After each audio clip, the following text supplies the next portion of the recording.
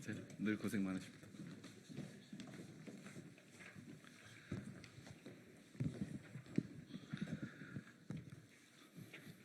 안녕하십니까. 국회 국방위 더불어민주당 용인시병 국회의원 부승찬입니다. 오늘 기자회견을 하게 된 취지는요, 지금 군의 역사 그리고 때 아닌 독립전쟁과 관련 역사전쟁, 독립전쟁이 지금 일어나는 게 아닌가 하는 안타까움 때문에 이 앞에 섰고요. 국군조직법 일부 개정 법률안 발의와 관련된 각계층의 귀하신 분들 모시고 공동 기자회견을 개최하게 되었습니다.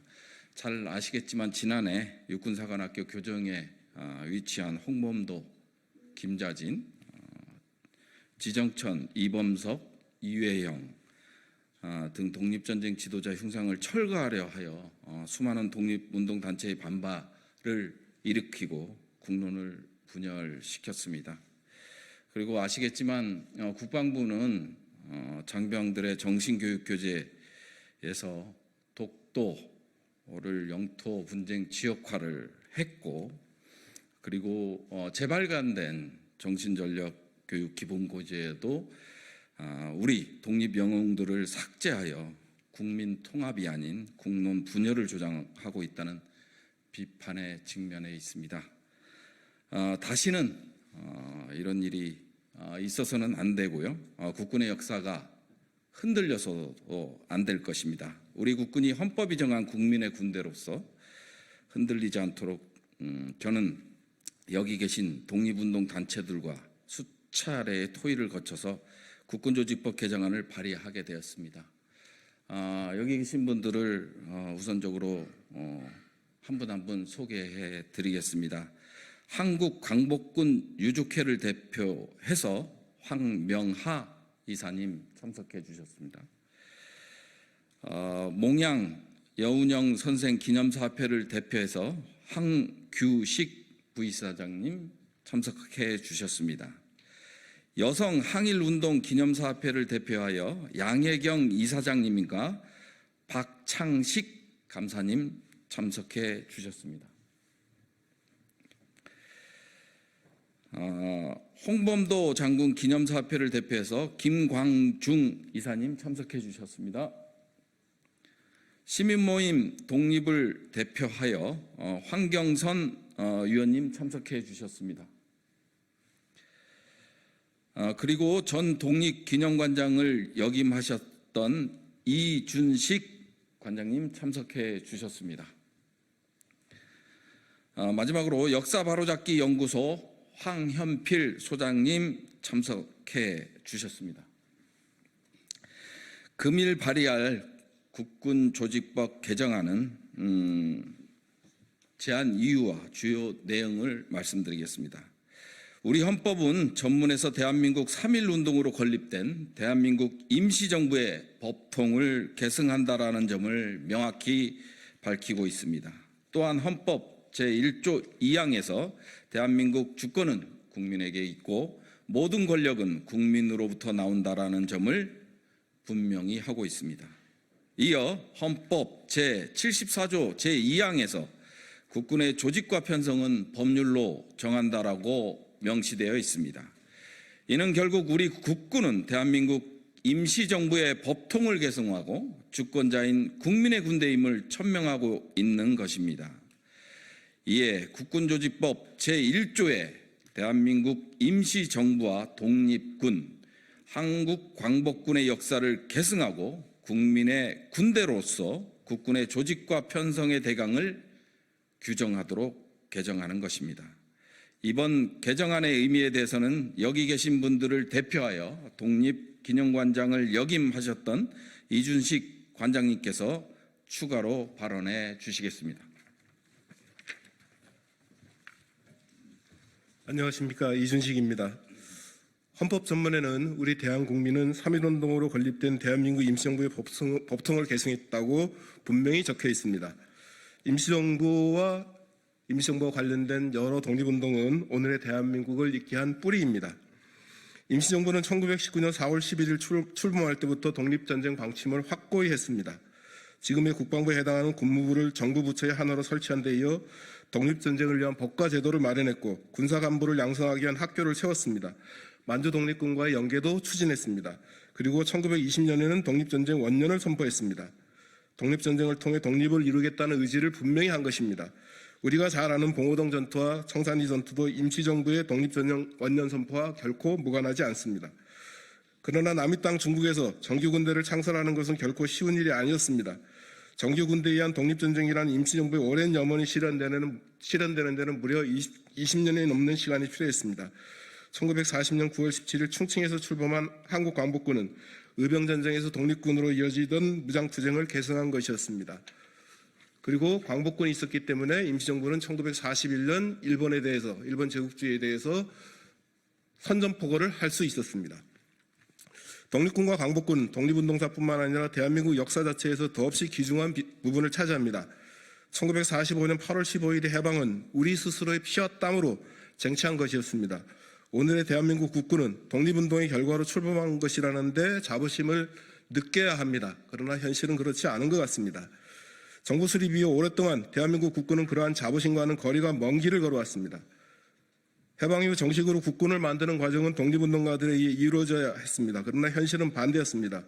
독립군과 광복군 출신은 국군에서 배제되거나 주변부로 내몰렸습니다. 대신에 시간이 지나면서 군을 주도한 것은 일본군 만주군 출신이었습니다. 일본군과 만주군 출신이 독립군이나 광복군 출신은 배제한 채 육군의 최고 지도부를 장악했습니다. 그러니 군 안에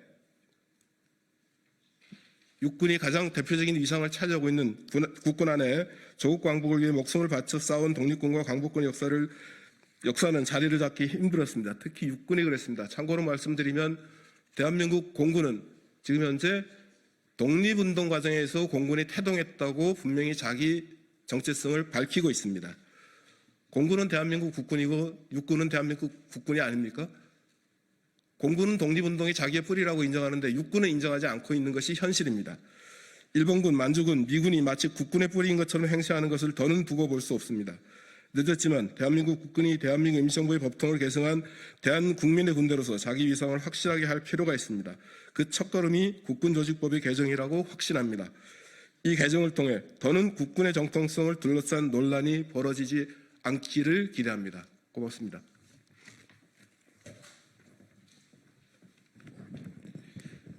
다음으로 국군의 역사에서 한국 광복군 독립군의 역사가 얼마나 자랑스러운 기간이었는지를 추가로 설명하여 주시기 위해 백만 유튜버이자 역사 바로잡기 연구소장을 맡고 계신 황현필 소장님께서 발언해 주시겠습니다.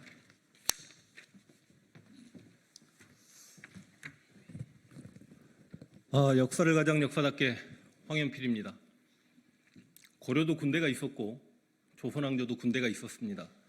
1897년 고종 황제께서 대한제국을 수립하고 대한제국도 시위대, 진위대라는 군대가 있었습니다. 다들 아시다시피 5년 을사늑약으로 우리는 외교권을 강제로 일본에게 빼앗기게 됩니다. 그로부터 2년 후인 1907년 한일 신협약 정리 7조약이라고도 이야기합니다. 그때 우리 대한제국의 군대가 일제에 의해 강제로 해산당하게 됩니다. 당연히 저항을 했습니다. 시위대 대대장 박승환은 자결을 하였고 당시 해산 명령을 거부했던 시위대는 일제 군인들과 치열하게 한양에서 전쟁을 했기에 그게 남대문 전투라는 기록으로 남겨져 있습니다. 이렇게 1907년 군대가 해산당하게 되고 대한제국의 군대가 없다 보니 3년 만에 우리는 국권을 피탈당하게 됩니다. 그리고 1919년 3.1운동으로 우리 군대들은 다시 여기저기서 활약을 하게 됩니다. 우리 헌법 전문에 입각하면 3.1운동으로 만들어진 임시정부의 법통을 계승한다라고 합니다. 그런데 우리 독립군들 역시 3.1운동으로 무장투쟁에 활기를 띠게 됩니다.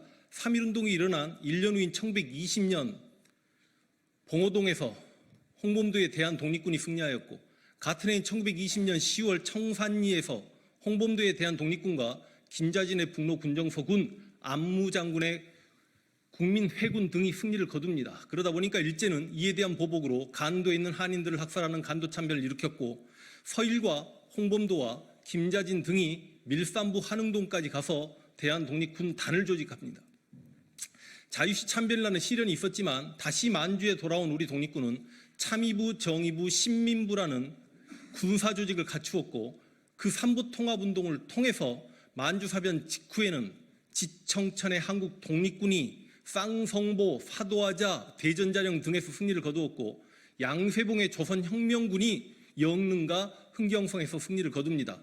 이제 일제가 중국 본토를 침략하려고 하자 1938년 조선민족혁명당 산하의 조선의용대가 김원봉에 의해 창설이 되었고 그리고 그렇게나 고대하던 충칭 임시정부에서 1940년 임시정부 산하부대로 한국광복군이 창설하게 됩니다. 그리고 2년 후인 1942년 김원봉의 조선의용대는 한국광복군에 합류하게 됩니다. 이게 우리 독립군의 주요 역사입니다. 헌법전문에 임시정부의 법통을 계승한다라고 하면 당연히 대한민국 군대는 임시정부의 산하부대인 한국광복군과 그 수많은 독립군의 뿌리를 두고 있음을 밝혀야 했음에도 불구하고 그게 안 되어 있기 때문에 우리 육사교정에서 홍범도 장군의 흉상이 철거되는 반시대적이고 반역사적인 아픔을 겪어야만 했습니다. 지금까지 수없이 많은 장성 출신의 국회의원들이 계셨습니다만 이런 멋있는 입법 발의를 해주시지 않았습니다. 우리 부승찬 의원님께 진심으로 감사드리고 이 국군조직법이 개정이 되었을 때 우리 청년들이 군대에 가서 내가 군복을 입고 있을 때 그 뿌리가 독립군이고 한국광복군이다라는 자긍심과 함께 군복무를 한다라면 우리 청년들이 이 땅에서 올바른 역사관을 가지고 살 수 있지 않을까라는 생각과 함께 이 국군조직법 개정안이 꼭 통과되기를 진심으로 바랍니다.